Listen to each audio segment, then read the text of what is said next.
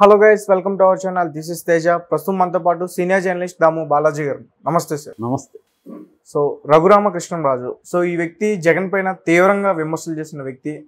So ఈ వ్యక్తికి రీసెంట్గా ఢిల్లీలో చాలా పెద్ద ఎత్తున అవమానం జరిగిందని చెప్పాలి. ఎందుకంటే ఢిల్లీ పర్యటన చంద్రబాబు, పవన్ కళ్యాణ్ అలాగే రఘురామకృష్ణరాజు ఈ ముగ్గురు వెళ్ళినప్పుడు ఇతన్ని అమిత్ షా గారిని కలవడానికి అలో చేయలేదు, సెక్యూరిటీ గేట్ బయట ఆపేశారని చెప్పేసి కూడా ఒక వార్త అయితే వెలుగులోకి వచ్చింది. అండ్ అలాగే ఈయనకి ఏ పార్టీలో టికెట్ వస్తుంది, బీజేపీయా, జనసేన లేదా టీడీపీయా? సో మొత్తం కూడా అతనికి చాలా ఘోరమైన అవమానం అనే చెప్పాలి. సో దాని గురించి రఘురామకృష్ణరాజు ఆంధ్రప్రదేశ్ రాజకీయాల్లో ఒక ఎంటర్టైనింగ్ ఎలిమెంట్. నిజానికి అంటే ఆయన లేకపోతే చాలా బోరు కొట్టుండేది రాజకీయాలు. ఎప్పటికప్పుడు ఆయన ఎంటర్టైన్మెంట్, ఎందుకంటే ఆయనకి సెటైర్ బాగా వచ్చు కాబట్టి దాదాపు రోజు ఆయన అదేదంటారు కదా ఊర్లలో పంచాయతీ రచ్చబండ, ఆ రచ్చబండ దగ్గర కూర్చొని ఊర్లో కబుర్లు చెప్తూ అందరినీ ఎంటర్టైన్ చేస్తూ కొంతమంది ఉంటారు. అలాగా ఈయన అదే రోల్ ప్లే చేశాడు. ఆయన ప్రోగ్రాం పేరు కూడా రచ్చబండే. ఢిల్లీలో కూర్చోవడం లేదా హైదరాబాద్లో కూర్చోవడం, ఆ రచ్చబండ అనే ప్రోగ్రాంతో ఏదో ఒక తెలుగుదేశం ఛానల్లో డైలీ మాట్లాడడం, దాన్ని వీళ్ళు వైరల్ చేయడం, ఇది జరుగుతూ వచ్చింది. దీంతో ఫ్రస్ట్రేషన్కి గురైన జగన్ అతన్ని చివరికి రాజద్రోహం కేసు పెట్టి ఒకరోజు 2 రోజులు మొత్తానికి కొట్టించాడని కూడా అతను ఆరోపణ చేశాడు. కొట్టి నా సౌండ్స్ అంతా జగన్కి వినిపించారు వీళ్ళు అనేది కూడా ఆరోపణ చేశాడు. అది నిజమంతే అనేది మనకు తెలియదు. మామూలుగా అయితే పోలీసులు ఎవరైనా కూడా కొట్టే పరిస్థితి ఉంటుంది, కొట్టలేదంటే మనం నమ్మలేము. ఈయన కూడా కొట్టుండొచ్చు, దాంట్లో ఏం ఆశ్చర్యం లేదు. కానీ అది ప్రూవ్ కాలేదు కోర్టులో. ఆయన చివరికి ఇక్కడ మిలిటరీ హాస్పిటల్లో కూడా విచారించిన వైద్యం నాకు అక్కడ నమ్మకం లేదంటే ఆయనకి కోర్టు కూడా పెట్టింది, ఆయన కాలేదు. మొత్తానికి ఆయన్ని జైల్లో పెట్టనీయకుండా ఆయన చూసుకోగలిగాడు. ఏదేమైనా రఘురామకృష్ణరాజుకి ఇన్ఫ్లుయెన్స్ అయితే ఉంది. ఎందుకంటే అతను ఆర్థిక నేరస్తుడు అనేది వైసీపీ ఆరోపిస్తుంది. దాంట్లో కొంత అంటే బ్యాంకుల నుంచి లోన్లు తీసుకొని ఎగ్గొట్టాడు. ఇట్లాంటి ఎగ్గొట్టిన సుజనా చౌదరి కావచ్చు, సీఎం రమేష్ కావచ్చు, ఇలాంటి వాళ్ళందరూ బీజేపీలోకి వెళ్ళడం వల్ల బీజేపీ వాళ్ళని కాపాడుతుంది. అందుకనే చాలా ప్రత్యర్థులు చెప్పేది ఏంటంటే బీజేపీలోకి వెళ్ళకపోతేమో కంప్లీట్గా అతను ద్రోహిని, నేరస్తుడని, ఆర్థిక నేరస్తుడని ఇలా రకరకాల ముద్ర వేస్తారు, కేసులు పెడతారు. ఒకసారి బీజేపీలోకి వెళ్ళగానే అదొక క్లీన్ వాషింగ్ మిషన్ లాగా, దాంట్లోకి వెళ్ళగానే అన్నీ క్లీన్ అయిపోతారు, వాళ్ళ మీద ఇంకా కేసులు ఉండవు, ఏముండవు అనేది ప్రత్యర్థులు విమర్శించేది. అది రఘురామకృష్ణరాజు విషయంలో కూడా వాస్తవమే. అతను ఎప్పుడు ఢిల్లీలో కూర్చొని బీజేపీ వాళ్ళతో మంచిగా ఉండడం, వాళ్ళకి గిఫ్ట్లు ఇవ్వడం, కాస్ట్లీ గిఫ్ట్లు, ఇంకేం చేస్తున్నాడో మనకు తెలియదు. మొత్తానికి బీజేపీ వాళ్ళతో మంచిగా ఉండడం వల్ల ఇప్పటి వరకు ఆ కేసులు ఏమీ ముందుకు రాలేదు. జగన్ కూడా అతను ఏమీ చేయలేకపోయాడు. ఈవెన్ పార్లమెంట్లో కూడా ఇతన్ని అనర్హత వేటు వేద్దామని అనేక రకాలు ట్రై చేస్తారు, కానీ జరగలేదు. ఆ రకంగా ఇతను జగన్ మీద, వైసీపీ మీద తీవ్ర విమర్శలు చేయడం, సెటైర్లు వేయడం, ఒక ఎంటర్టైన్మెంట్ అవ్వడం ఇప్పటివరకు జరిగింది. ఇప్పుడు ఇంకా ఎలక్షన్లు వచ్చేసాయి. ఫస్ట్ టైం ఆయన తన నియోజకవర్గానికి కూడా మొన్న సంక్రాంతికి వచ్చాడు. అప్పటి వరకు ఆయన రాలేదు. నిజానికి ఆయన చేసి ఉండాల్సింది ఏంటంటే, జగన్ అరెస్ట్ చేసినా, నన్ను చంపినా నేను నా నియోజకవర్గాల ప్రజలతో ఉంటానని కానీ ముందు నుంచొని ఉంటే ఇప్పుడు ఆయనకి ఇండిపెండెంట్గా నిలబడినా గెలిచేవాడు. ఇప్పుడు ఆయన పరిస్థితి ఏంటి? తెలుగుదేశంలో చేరాలి, లేదా జనసేనలో చేరాలి, లేదా బీజేపీలో చేరాలి. నిజానికి ఆ నరసాపురం సీటు ఎవరికి పోతుందో ఇప్పటివరకు తెలియదు. తెలుగుదేశానికి ఇస్తారా, జనసేనకి ఇస్తారా, బీజేపీకి ఇస్తారా అనేది తెలియదు. ఈ కాంటెక్స్ట్లో ఇప్పుడు ఒక వార్త వీడియో వైరల్ అయ్యింది. అదేంటంటే ఢిల్లీలో మొన్న చంద్రబాబు, పవన్ కళ్యాణ్, అమిత్ షా ఇంటికి వెళ్ళినప్పుడు, 2వ రోజు వెళ్ళినప్పుడు ఈయన కూడా పోవాలని లోపలికి ట్రై చేస్తే వీళ్ళిద్దరిని మాత్రం అలో చేసి గార్డులు ఈయన ఆపేశారు. మీకు పర్మిషన్ లేదు లోపలికి పోవడానికని ఆపేశారు. అదంతా వీడియో వచ్చేసింది, ఫోటోలు, వీడియో. దాంతో ఆయన ఫ్రస్ట్రేషన్కి లోనయ్యాడు. మళ్ళీ కూడా ఫోన్లు చేసి ట్రై చేశాడు, నన్ను ఎట్లన్నా లోపలికి పంపించాను. ఇటు పవన్ కళ్యాణ్ కానీ, ఇటు చంద్రబాబు కానీ, అమిత్ షా వాళ్ళ మనుషులతో మాట్లాడి మా వాడిని కూడా లోపలికి పంపడాన్ని వాళ్ళు చెప్పలేదు, లేదా చెప్పినా కూడా వాళ్ళు ఒప్పుకోలేదో మనకు తెలియదు. ఏదేమైనా ఈయనైతే లోపలికి ఎలా చేయలేదు.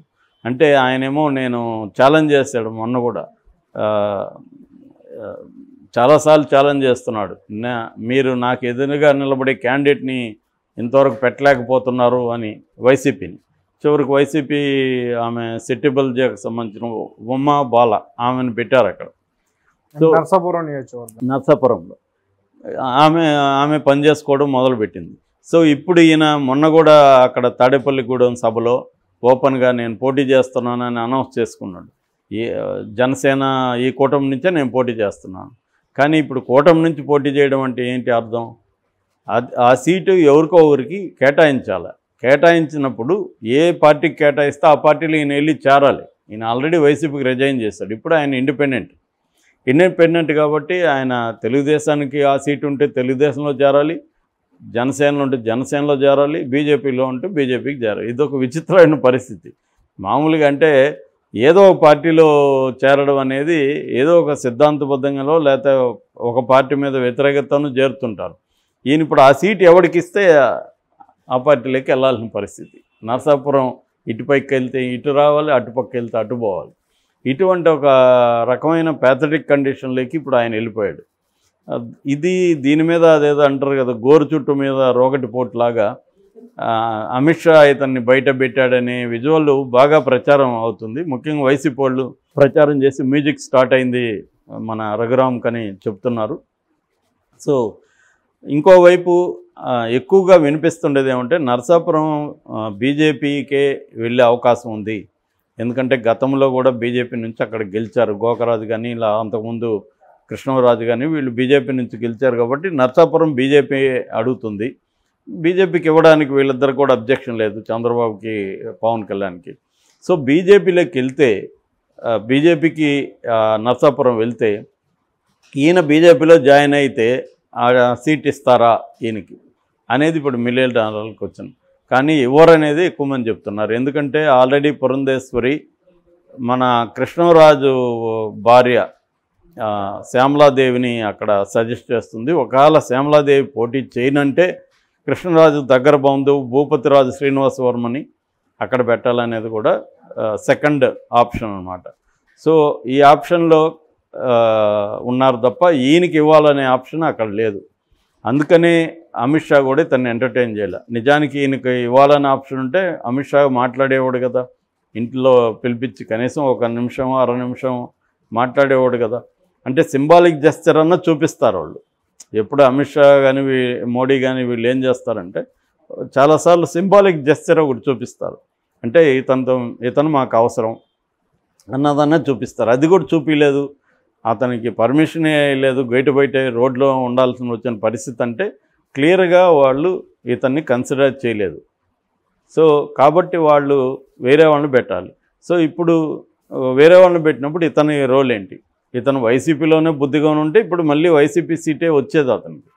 కానీ అతను కారణాలు ఏదైనా వైసీపీకి యాంటీగా ఉండి అదేదంటారు మిత్రశత్రువు అంటారు, మిత్రుడిగా ఉంటేనే అంటే పార్టీలో ఉంటేనే మాట్లాడితే మా పార్టీ మా నాయకుడు అంటూనే వాళ్ళ మీద విపరీతంగా విషం జల్లే కార్యక్రమం చేసినప్పుడు ఇప్పుడు అతనికి లోకల్గా పట్టుపోయింది. ఎందుకంటే ప్రజలకి ఎలా ఉంటుందంటే నువ్వు సరే జగన్ విమర్శించావు, నిన్ను మేము ఎన్నుకుంటే నువ్వు మాకేం చేసావు అనేది ఉంటుందిగా ప్రజలకి.